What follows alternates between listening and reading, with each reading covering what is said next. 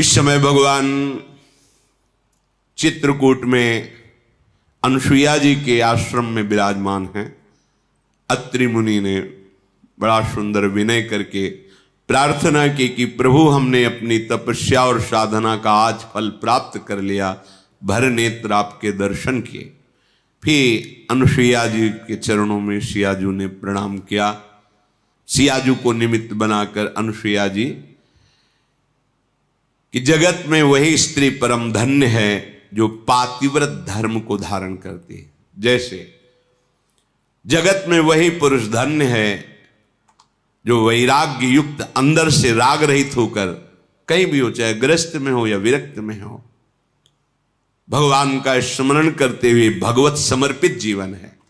ऐसे लिए स्त्री के लिए एक सुदृढ़ भगवत प्राप्ति का मार्ग है जो घर परिवार में रह रही अपने पति में भगवान की भावना करना। मेरे पति ही मेरे भगवान हैं, ऐसी भावना से आठों पहर उनकी आज्ञा में रहना। जैसे कोई प्रश्न कर सकता है कि अगर पति ही दुराचारी हो तो शास्त्रों में वर्णन किया गया है कि आप अपने भाव रखिए और फिर विधान जैसा होगा अपने आप दूरी बना दे, क्योंकि आप और आपके पति के बीच में भगवान का भाव है ना, वो संभाल लेंगे, वो आपको बचा लेंगे, वो आपको दूर कर देंगे। ऐसा भी हो सकता है। अलग अलग मायाकृत रूप हैं और आंतरिक भाव में जाएंगे जब विचार पे, तो आपके ही कर्म का फल भुगताने के लिए ऐसा स्वभाव वाला पति दिया गया है, ऐसी भावना। तो हमारे ही कर्म निश्चित, अपने कर्म के प्रभाव से ही पति का वरण होता है। अनुसुईया जी ने कहा, पत्नी का एक ही धर्म एक व्रत नेमा, काय वचन मन पति पद प्रेमा। शरीर से, मन से, वाणी से एक ही धर्म, एक ही व्रत, एक ही नियम, पति को भगवान मानकर उनकी आराधना करना। इसमें रुक कर हम वार्ता करते हैं। जैसे शास्त्र सिद्धांतों का जब कभी वर्णन होता है तो आप लोग समझ नहीं पाते हैं और कहीं की बात को कहीं जोड़कर असंतुष्ट हो जाते हैं। इसलिए विवेकवान सत्संगी हो जाता है, अपने को बात समझनी। जिससे एक बार महाभारत चरित्र जब वर्णन कर रहे थे पीछे, तो उसमें आया था कि वो ऋषि का नाम नहीं याद आ रहा, ब्रह्मलोक गए थे तो उनको वापस किया गया था कि आपने संतान उत्पन्न नहीं किया, विरक्त वेश नहीं लिया, लेकिन तप करते रहे तो तप के प्रभाव से ब्रह्मलोक आए, लेकिन आपको दरवाजा नहीं खुलेगा, आप जाओ और संतान उत्पन्न। तो उन्होंने वो एक पक्षी से संतान उत्पन्न की थी, जिसकी रक्षा के लिए खांडोवन में उन्होंने अग्निदेव से प्रार्थना की थी। इस प्रसंग को सुनकर किसी गृहस्थ ने कल प्रश्न किया था कि हमारी पत्नी बहुत परेशान है क्योंकि संतान नहीं हुई। तो लोक धर्म और कुल धर्म, वेद धर्म और भागवत धर्म और प्रेम धर्म, कहां की बात पकड़ी तुमने? लोक धर्म की। हो कौन? प्रेम धर्म के उपासक, जो भगवत धर्मों जीत के निज प्रेमा ठहरंत, राधा वल्लभ लाल की विमल ध्वजा फहरंत, भगवत धर्मों जीत के निज प्रेमा ठहरंत, निज प्रेमा ठहरंत नेम कछु परसत नाही, अलक लड़े दोला। जहां हमारे श्यामा श्याम उनके चरणों की उपासना, तो आपने लोक धर्म की बात को अर्जुन जी से भगवान ने अपने हृदय की गुप्त बात कही थी। कहा भी था, सर्वगुह्यतम बात है। क्या बात? सर्वधर्मान परित्यज्य मामेकम शरणम ब्रज, अहम त्वाम सर्व पापेभ्यो मोक्षयिष्यामि मा शुचा। यहां पाप शब्द को उच्चारण क्यों किया भगवान ने जानते हो? यह हमारे लोगों की बुद्धि का परिणाम।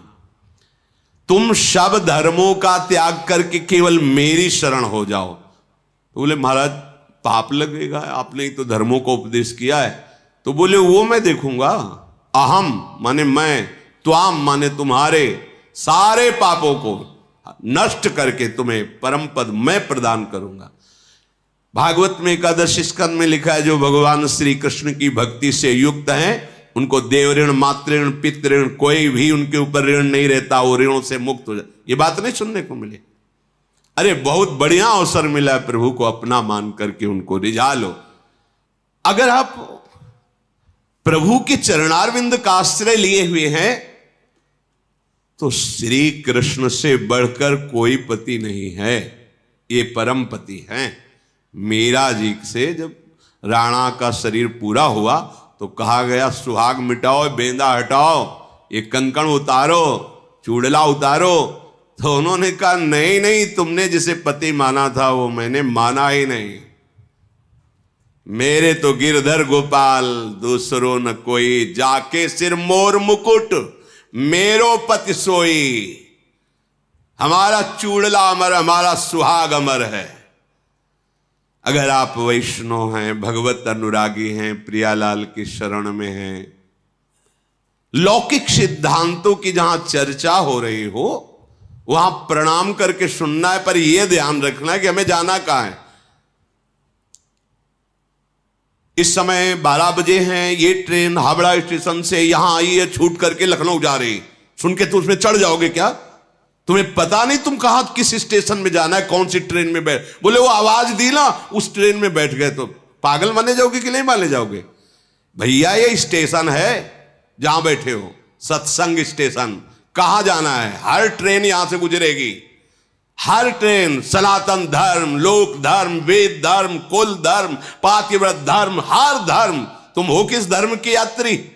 बोले प्रेम धर के। बैठ जाओगे, पैसेंजर जा रही हावड़ा, फिर क्या करोगे? है? अरे इतना तो ज्ञान रखो, तुम्हारी टिकट कहां की है? तुम्हें निकुंज जाना है, तुम हो यात्री कहां के? हाई क्लास वातानुकूलित कक्ष के, जनसाधारण में घुस के मत बैठ जाना। कहां की है समझो। ये स्टेशन है सत्संग, जो जहां का है सबके लिए है। सब पकड़ के देखो, आपको परम कल्याण तक ले जाएगा। राम कृष्ण हरि शिव उपासक, गृहस्थ विरक्त, स्त्री पुरुष, बाल बच्चा, वृद्ध, नौकरी पेशा, कुछ भी कोई भी, सबका परम मंगल करने में समर्थ है सत्संग। लेकिन आप ये ध्यान रखना है, हम कहां के यात्री, हमें जाना कहां है, हमारा मार्ग क्या है। इसलिए कहते हैं साधक के चित्त का समाधान हो जाना चाहिए बहुत सावधानी से। जहां लोक धर्म की, वेद धर्म की, कुल धर्म की, अन्य धर्मों की चर्चा है, महामहिम है, सुन रहे हैं, लेकिन अब वो स्टेशन में बैठे नहीं सुनाई देता। वहां की ट्रेन आ गई है, उस प्लेटफार्म में खड़ी है, यात्री कृपया ध्यान दें, पहुंच जाएं। तो उस ट्रेन में बैठने वाला जाए, सब थोड़ी बैठ जाए। वो तो हमारी ट्रेन नहीं है, आराम से बैठे चाय पी रहा है, और तुम जाकर उसमें बैठ रहे हो और भी परेशान हो रहे हो कि हमें तो जाना मथुरा से वृंदावन दर्शन के लिए, और ये कहां पहुंच गए। तो तुम होश खो चुके हो, होश में रहो। सत्संग जो है ये बहुत बड़ा स्टेशन है, हर जगह भेज देगा। ये हर जगह भेजने में समर्थ है, हर जगह। यहां से हर ट्रेन गुजरेगी। आपके यात्री कहां के बनना चाहते हो, टिकट कहां के लिए, बस ये ध्यान रखना। इस बात पर ध्यान दे के सत्संग सुनो। सत्संग अमोघ वर्षा हो रही है। जैसे स्वाति का बूंद चातक के लिए जीवन होता है, केले पे पड़ जाता है कपूर बन जाता है, और मोती सीप में पहुंचते ही वो मोती बन जाता है, और सांप के मुख में पहुंचते विशाल जहर बन जाता है। वही बूंद अधिकारानुसार जहां जहां पहुंचा, वही स्वाति का बूंद अपना रूप धारण कर। इस सत्संग के मोती हैं, बिखरे मोती समेट करके तुम्हारे सामने फेंके जाते हैं। तुम किस अधिकार से स्वीकार करते हो? सावधान होते हुए तुम जिस मार्ग के पथी को अपनी बात को समझना है, बकाया तो सत्संग है, सर्व मंगल करने वाला है, हमें सुनना है, पर हमें गहना वही है। देखो महापुरुषन ने सब रस गायो, देखनो ये है कि उनको हियो कहां ठहरानो। जहां हियो ठहरानो तहां गहनो। हमें पकड़ना है, हम किस मार्ग के पथिक हैं, हमारा मार्ग क्या है। उत्तम जो पतिव्रता होती है उसमें अपने लोग भी सम्मिलित हैं। हरिवंश पतिव्रत है जिनके, सुख संपत्ति दंपति जो जिनके, जैसे एक पतिव्रता अपने पति के सिवा जगत में कोई पुरुष ऐसा काम भाव से देखती नहीं, जानती ही नहीं। पुरुष शब्द केवल अपने पति के लिए, पूरी सृष्टि में उसके हृदय में है ही नहीं भाव कि कोई पुरुष है, ऐसा भाव ही नहीं। जैसे उत्तम महाभागवत के हृदय में अपने आराध्य देव के सिवा और कोई है, ऐसा भाव ही नहीं होता। केवल अपने चिद चिद लक्षणम सर्वम राधा कृष्णमयम जगत, जित देखूं तित श्याममयी है। ये उत्तम पतिव्रता का लक्षण, अपने केवल पति में ही प्रेम। द्वितीय, मध्यम परपति देखई कैसे, जो मध्यम कोट उसको दिखाई देता है, पर भ्राता पिता पुत्र निज जैसे, अपने बराबर है तो भाई जैसा भाव, अपने से बुजुर्ग है तो पिता जैसा भाव, छोटा है तो पुत्र जैसा भाव, पति भाव केवल अपने प्रीतम में। तीसरी कोटि की पतिव्रता, मेरा धर्म है कि मैं संयम से रहूं, मेरी कुल परंपरा में कभी दाग न लगे, उसे तीसरी कोटि की परंपरा की पतिव्रता कहते हैं, जो ऐसा विचार कर धर्म पूर्वक जीवन निर्वाह करती है। चौथी, अवसर नहीं है और भय है, पूरा जीवन धर्म से निर्वाह हो गया, वो भी पतिव्रता ही कही जाती है। पर उत्तम बात यह है कि कोई और दूसरा है ही नहीं, ऐसा भाव रहना। जो अपने पति के आश्रय का त्याग करके परपति से रत करती है, वो एक क्षण सुख के लिए करोड़ों नरकों की यातना सहने की बात तैयार कर लेती है। पति वंचक परपति रति करई, रो रो नरक कल्प शत पर। ऐसे पुरुष के लिए है जो बेविचारी स्वभाव बना लेता है, बड़ी दुर्गति होती है। वो पढ़ा है उसमें कि लोहे के जलते हुए लाल खंबे, स्त्री आकृति पुरुष आकृति, उसमें मरना तो वहां है नहीं, बहुत सावधान। क्षण सुख लाग जन्म सतकोटि, एक क्षणिक भ्रमात्मक सुख के लिए करोड़ों जन्मों का दुख मोल ले लेना। कल किसी ने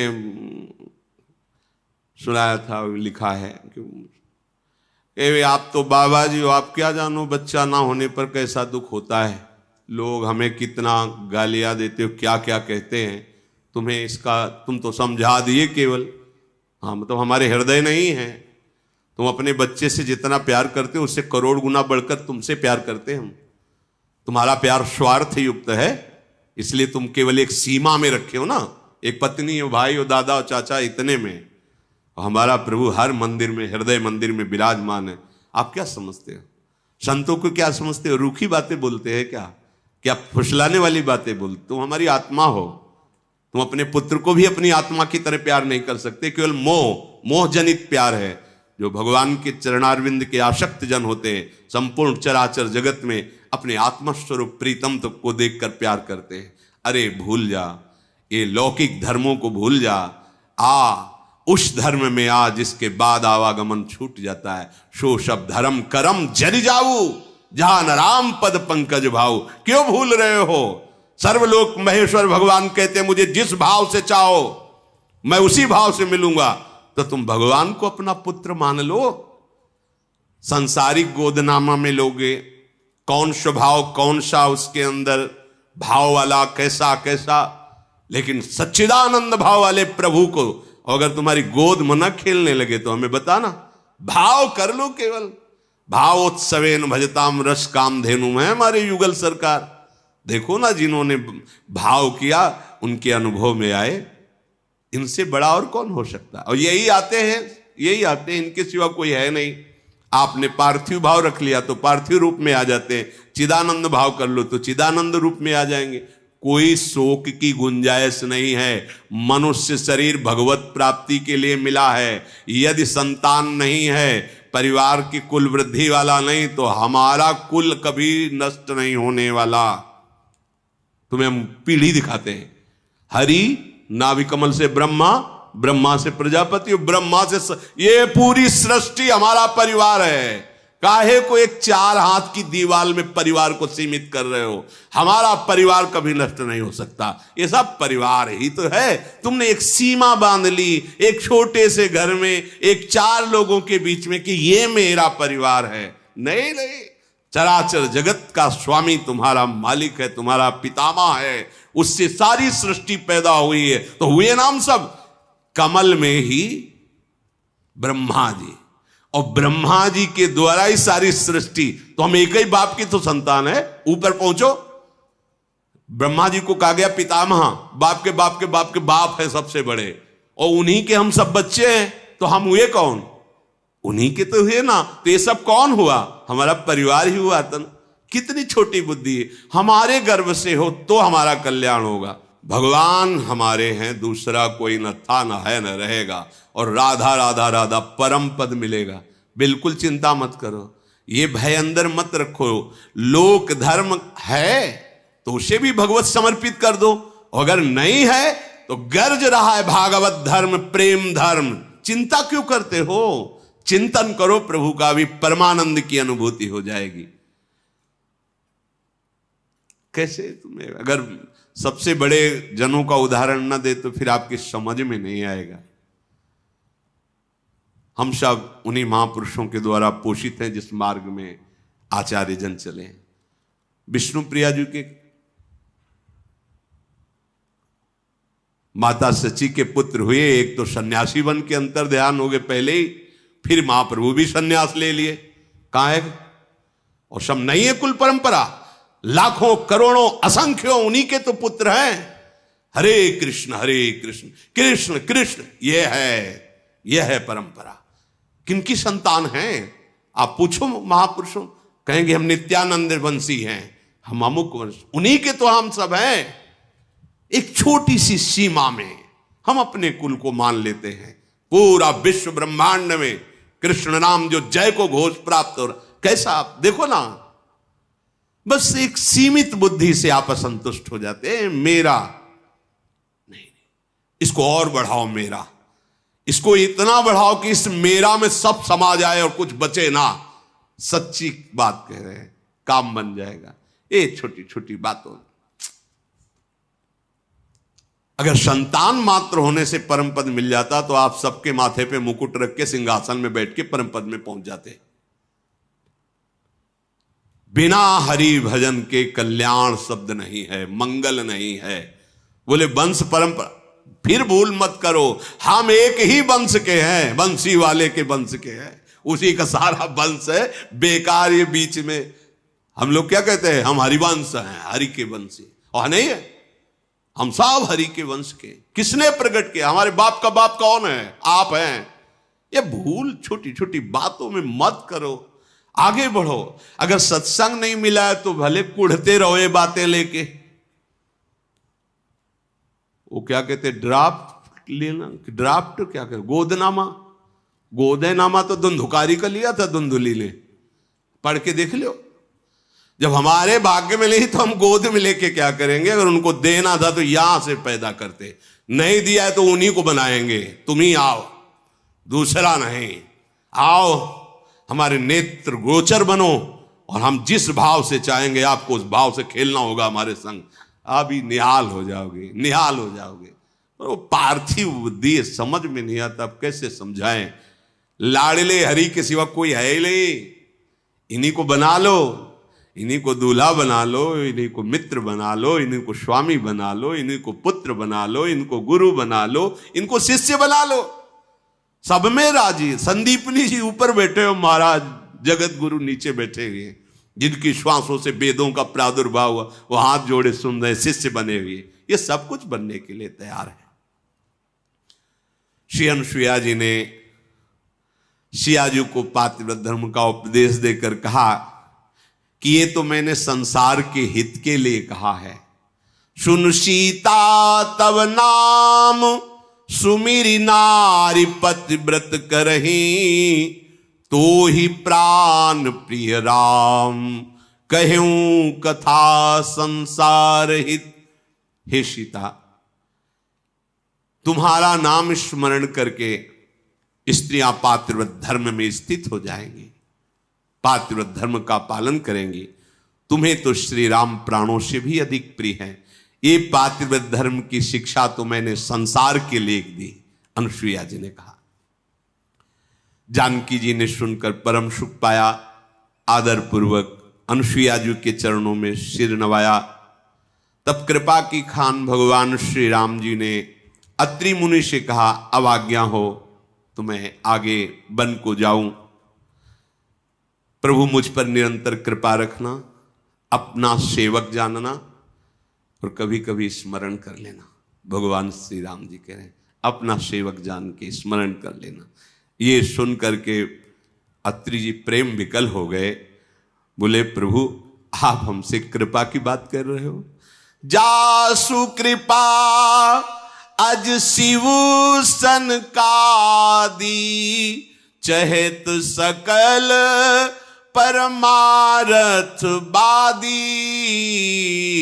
ते तुम राम अकाम पियारे, दीनु बंधु मृदु बचन उचारे। अब जानी मैं श्री चतुराई, भजी तुम्हें ही सब देव बिहाई। जेहि समान अतिशय नहीं कोई, ताकर शील कसनस होई। प्रभु आप हमसे कहते हैं कृपा कीजिए। हे नाथ, भगवान ब्रह्मा, महादेव, शनकादि और समस्त तत्वविद्ता मुनिजन आपकी कृपा चाहते रहते हैं। हे हरि, आप निष्काम उपासकों के लिए बहुत प्रिय और दया के भंडार हैं। निष्कामता में भगवान अधीन हो जाते हैं। जब कोई चाह नहीं और रात दिन भजन, तो भगवत साक्षात्कार देर नहीं लगती। पर जब कामनाएं होती तो होगा, पर समय लगेगा। पहले कामनाएं पूर्ण होंगी, फिर उनसे वैराग्य होगा, फिर आगे भगवत प्रेम होगा। अब मैंने जाना कि लक्ष्मी जी ने सबको त्याग कर आपके ही चरणों का क्यों आश्रय लिया। ओहो, आपके समान कोई नहीं है, फिर आपसे बड़ा कौन हो सकता है। और आपके ऐसे दैन्य वचन, प्रभु मैं किस प्रकार से कहूं कि मेरे कौन से सौभाग्य उदय हुए कि आप मेरे नेत्र गोचर हुए। अब मैं कैसे कहूं कि आप जाओ। नाथ, आप अंतर्यामी हैं, आप ही कहिए कि मेरा हृदय इतना कठोर कैसे हो सकता है कि मैं कहूं मेरे नेत्रों से दूर आपने कैसे। ये तो मेरे जिस सौभाग्य, मैं तो यही चाहूंगा कि सदैव आप यही रहे, 14 वर्ष यही व्यतीत करें और मैं आपकी सेवा और दर्शन लाभ पाऊं।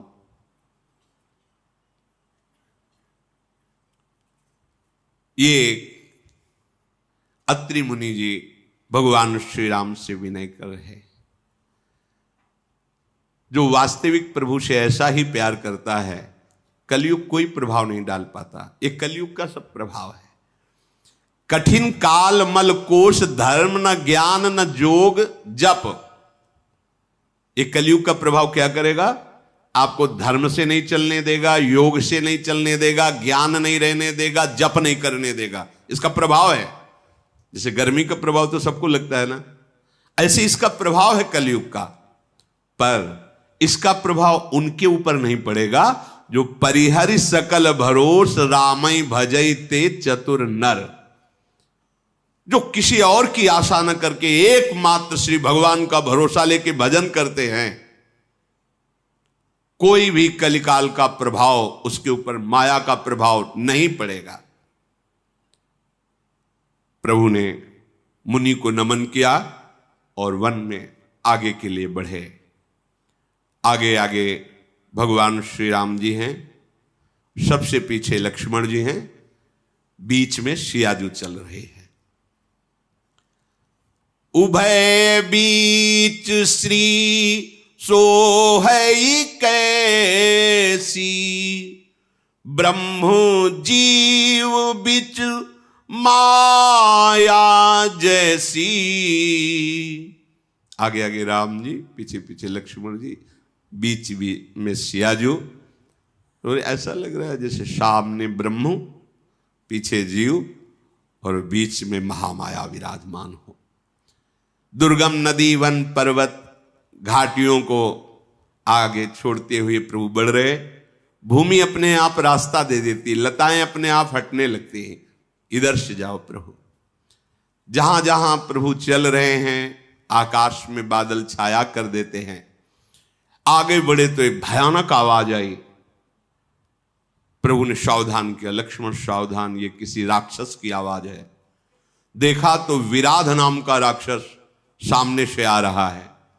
तत्काल भगवान श्री राम ने सारंग धनुष पर अमोघ बाण संधान करके उसे मारा।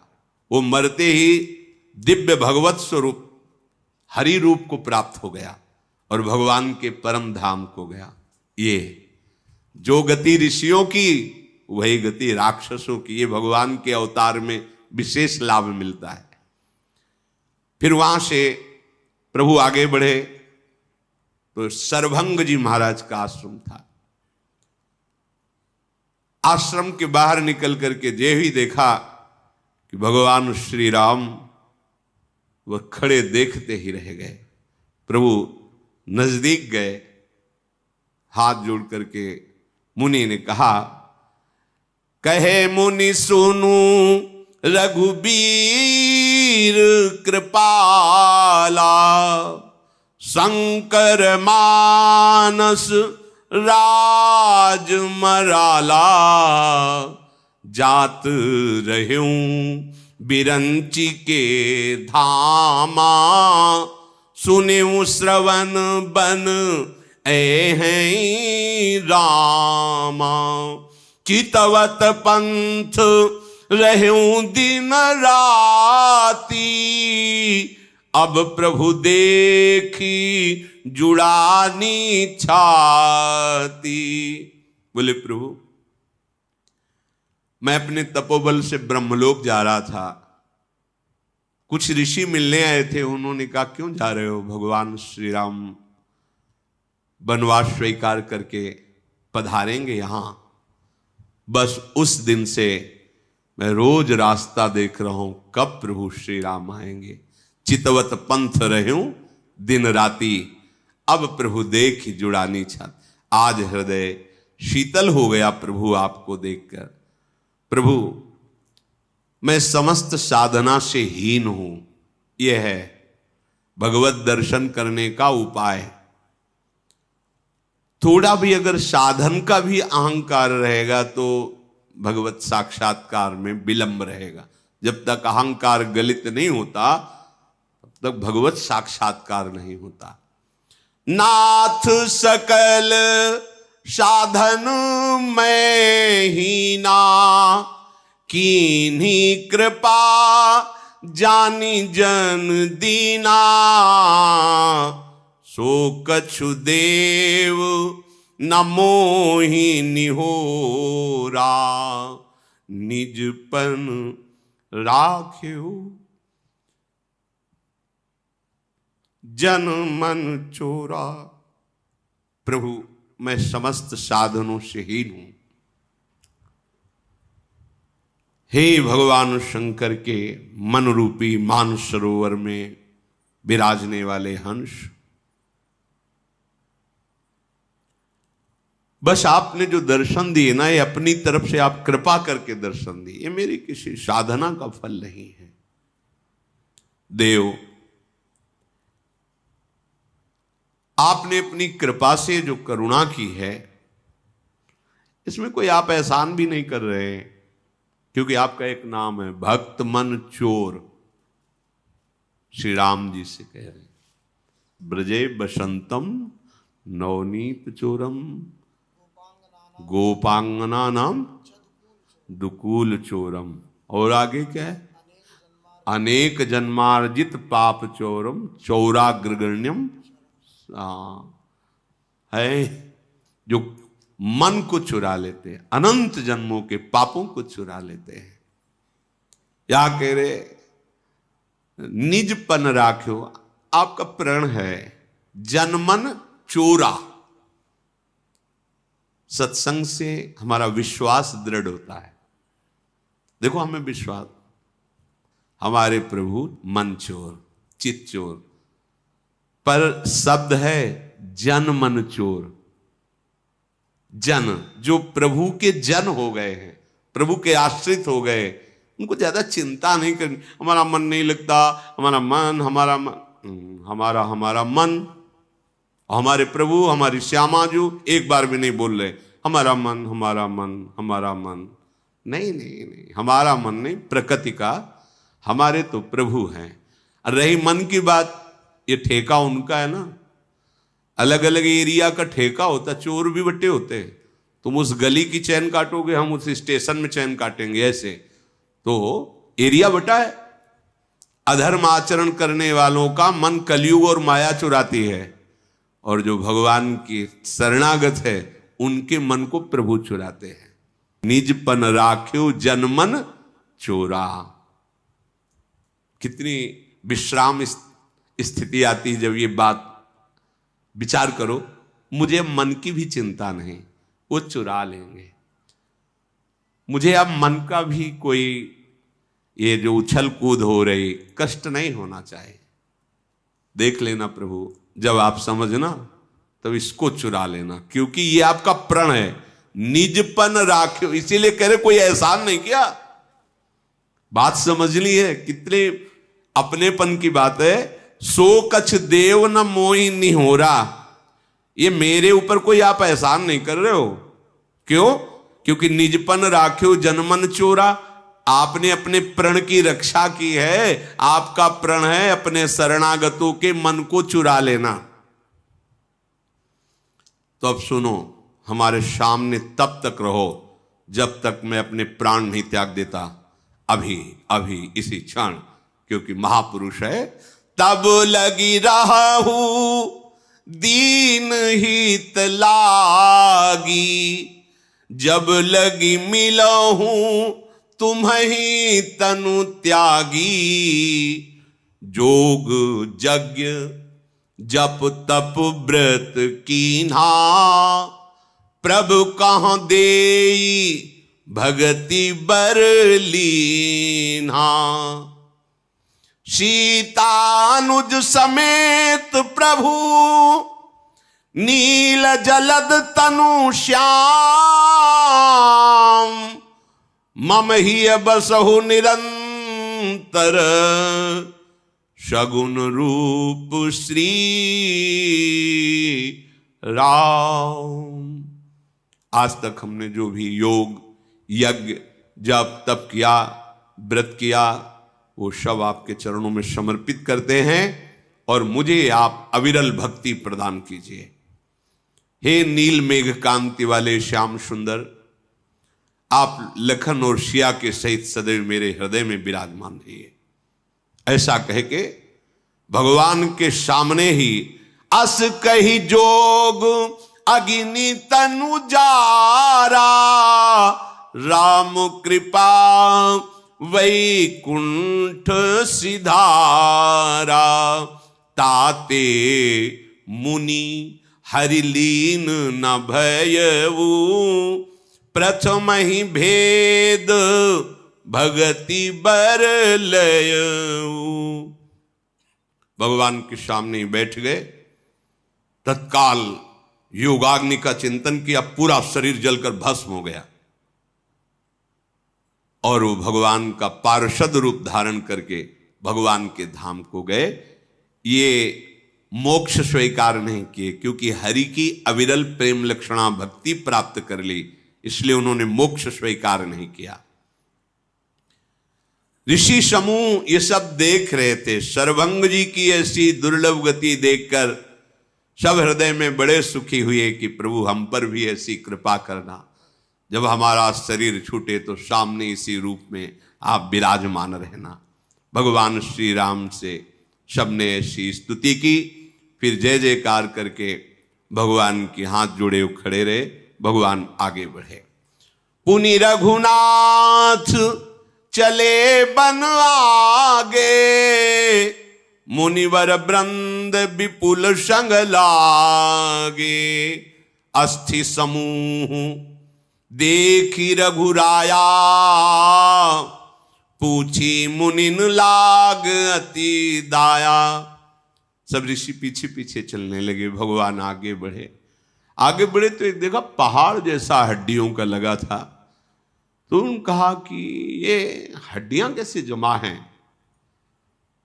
तो ऋषियों ने कहा, जानत हूं पूछिए कस स्वामी, शब्दर्षि तुम अंतर जामी, निश्चर निकर सकल मुनि खाए, सुनि रघुबीर नयन जल छाए।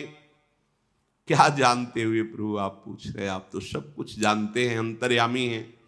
ये उन ऋषियों की हड्डियां हैं जो यहां तपस्या कर रहे थे।